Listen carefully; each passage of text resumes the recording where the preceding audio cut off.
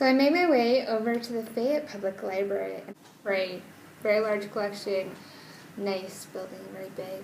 There's a study room, there's a large reading room, all this extra stuff, couches, little spaces for kids to read and stuff. They had a large children's room, an extensive media collection. They had a section for genealogy and microfilms.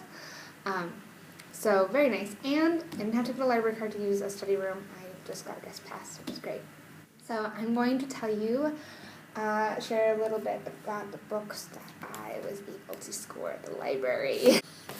So I have 3 DVDs, Kwajalein Atoll, Nuclear Savage, and A New Island.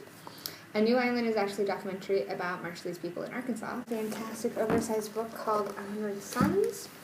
And it has pictures of all the nuclear tests between 1946 and 1962, I believe. 1945 and 1962. About 30 of them, about 30% were in Nevada, and the rest were in the Marshall Islands.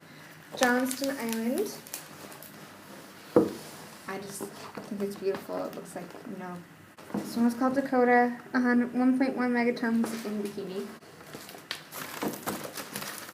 Totally looks like a sunset, except, radiation everywhere.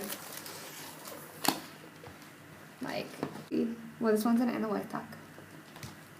This one was Bravo, is the largest one, and it did the most damage to the Marshall Islands. March 1st, 1954, 6:45 a.m.